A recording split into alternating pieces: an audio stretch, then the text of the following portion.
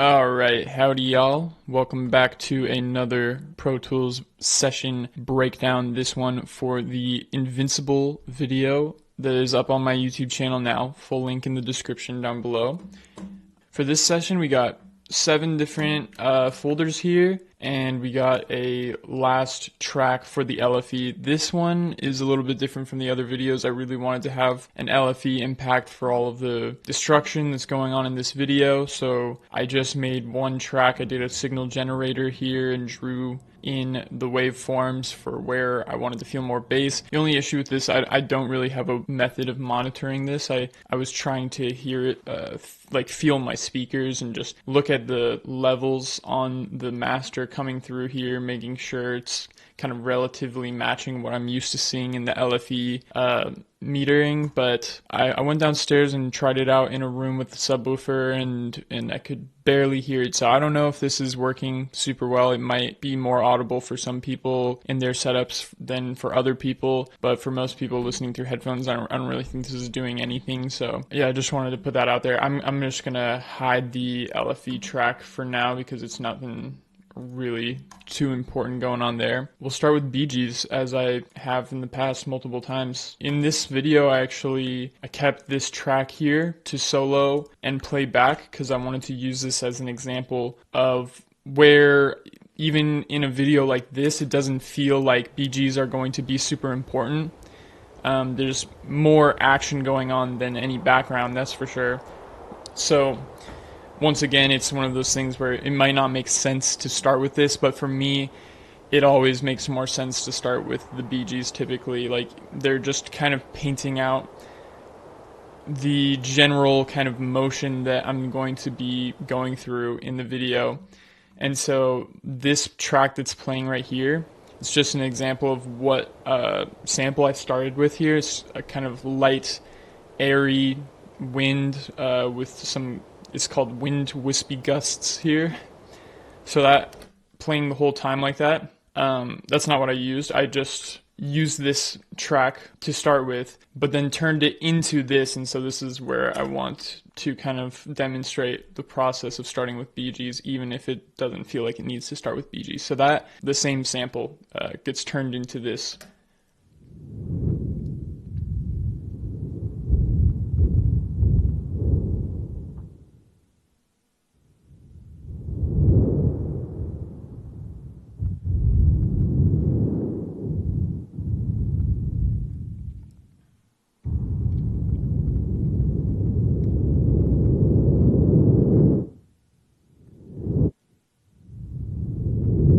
I did a whole lot of processing on this wind track, mainly just low boost gain, quite a bit of EQ automation going on here, just this kind of thing. It's like it's punching through the walls. And the thing that was helpful for me about it is more of just like where do I actually want to be hearing wind in this video?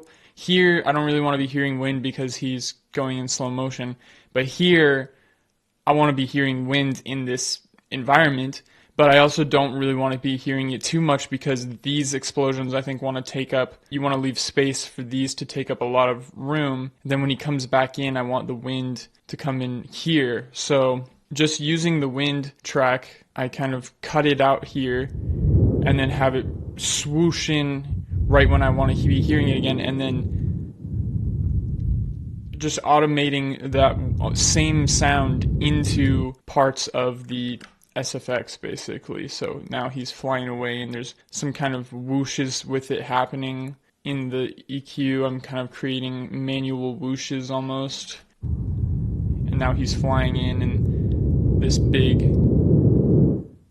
ramp up, ramp up, ramp up, right? Those things were just kind of helping me get the idea of like, okay, yeah, I want to be hearing build up, then pause, build up, then pause, then build up again in that order. All of this is just being done, describing what's going to happen for the rest of the video. All of that is being described in just one track of wind. I was adding some more layers to basically fill out the 5-1 image.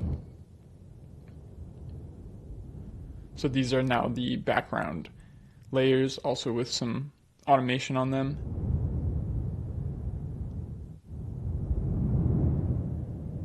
And then in the last parts of the video here, we just had some specs added basically.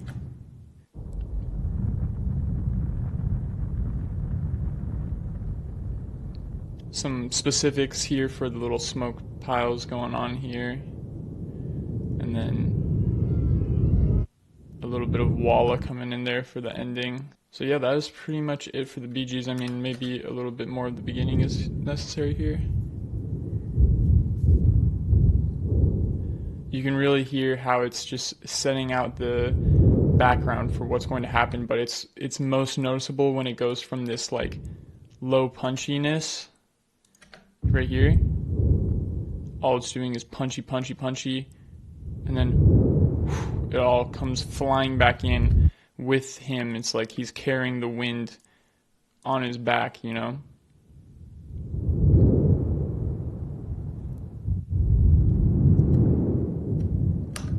And little cuts here and there just to emphasize when the SFX are in to boost those.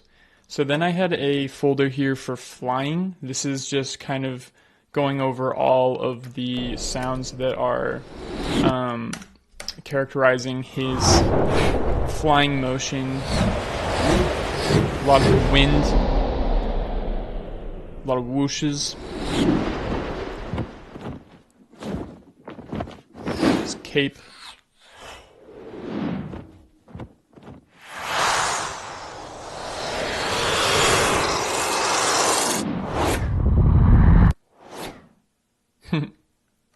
Some of these sounds that I used here, a lot of them I recorded just with my mouth basically. I was just making some kind of whoosh noises. That one I just went, tried to get a tone, it's like a tempo down to it that kind of matched. And here too. Let's see where else I used recordings here.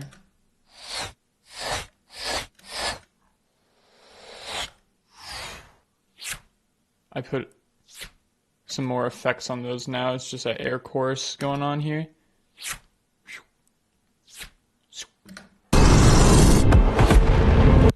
That one combined with this one. Make a nice little whoosh. Very quick, very fast sounding. And these guys are all being panned from left to right pretty hard. And another huge part of this were these two sounds that I found that are just building intensity in his super speed here.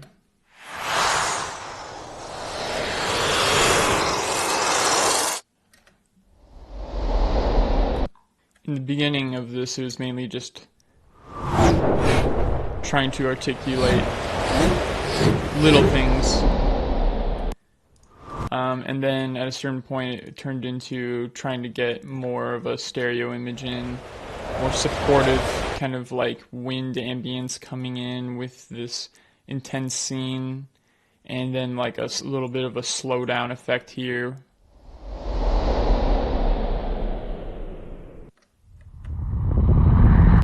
Big build of smoke there. The impacts folder here is where a lot more is going on, but it is kind of just jam-packed full of explosions. I mean, I'm trying to just hit things on a frequency spectrum here where there can be some highs like this. You know, you listen to this and it's like, oh my god, really? That's in there? When you listen to everything, it totally makes sense. Like there needed to be something that could kind of slap in the face a little bit, because the rest of this is all heavy. Especially when it's following up. So I'll just go over soloing some of these layers here. Another mouth recording there. And then some armor gack. So we're getting into this stuff. A lot of armor and the high frequency hits there. And then we get into some of the bassy hits. Real bassy here, just to carry him off. Punchy for the last guy. Need that punch. This is the punch by itself. Getting into the explosions, it was kind of a question of whether or not things should be bleeding into each other or where they should be fading out. With a lot of these hits, they're so big, but they're happening so fast. He goes 1, 2, 3. He hits 3 marks in such a short period of time. So I have these 3 explosions here for the main parts describing like how that worked, and I kind of just had to have them fade out quickly from one into the other, or else they were just bleeding too much noise into each other. And then these are being supported by some stereo explosions here. The crazy sounding rock breaks here. These guys have a little bit of character to them. I thought that some of that kind of tingy noise that could be used to describe the metal in his armor breaking, but for the most part, the big descriptors that I was using for this part were in these heavy tracks here. Those had most of the kind of rocky sounds in them that I wanted. And a little bit of the armor gack as it's breaking off of him. I was contemplating putting some like gore effects in here too, but I didn't know if it was important, considering all of that would be so much louder. So that's what we're getting there. And then those sounds followed by these layers as well. Just big explosions, all combined now. Nice, very simple. Explosion impact for him starting off his flight and then reversed for coming out of it.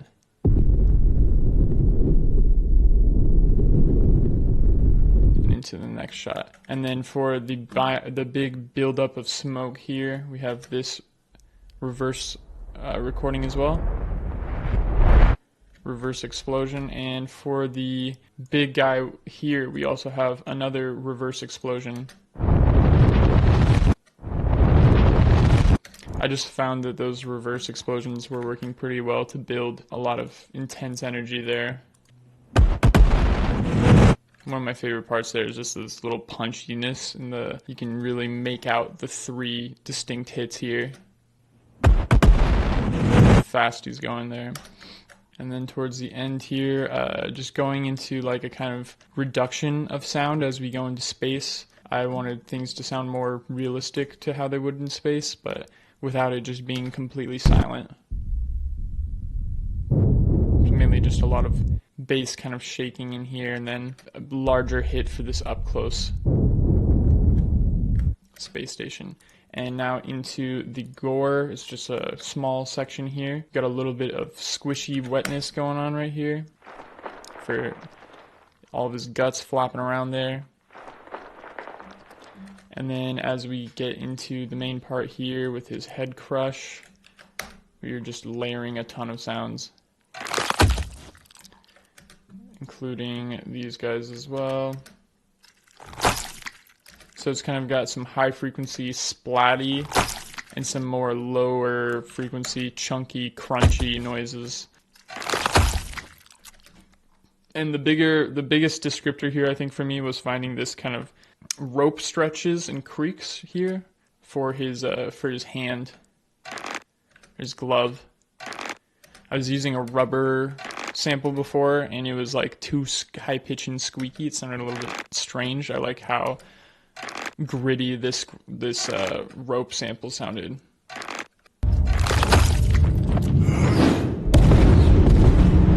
And then on to dialogue. Real simple here. I just did some quick recordings myself. This is me going, huh? As he flies away, a little bit of a pan on there to show how quickly he's getting lifted off. And then it just cuts out, you know.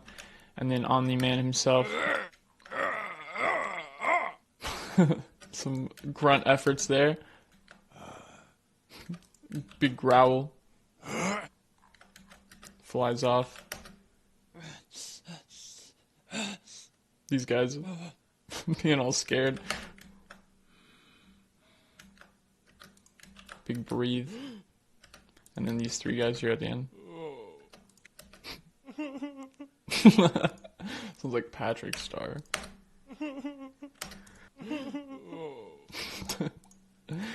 And then on to the last thing, which is not really music, but kind of music. This is a little audio illusion riser that I built. I made this like a couple years ago, actually, in FL Studio. Never had anything to use it for, and I just found it on my computer recently, and I was like, oh, you know what? I bet I could use this for this situation, and I think it worked out pretty well. But basically, for those who don't know, an audio this illusion is like, it is actually increasing in volume here, but it kind of sounds like it's also increasing in pitch, like it's constantly rising, where it's never actually going anywhere. It could build like that forever. In the original sample I have here, it is building for a long time. You then kind of pull it together with a volume automation to use it to just build intensity. So it's not really in here too much. It starts coming in here and you notice in the background, and then it's mainly just building to emphasize this huge cloud that's following him after he flies through the planet, just destroying everything. Sounds like this, actually. So yeah, that is pretty much the full breakdown. Shout out to favorite part here. Ended up working out well, this reduction of sound here, and it all started.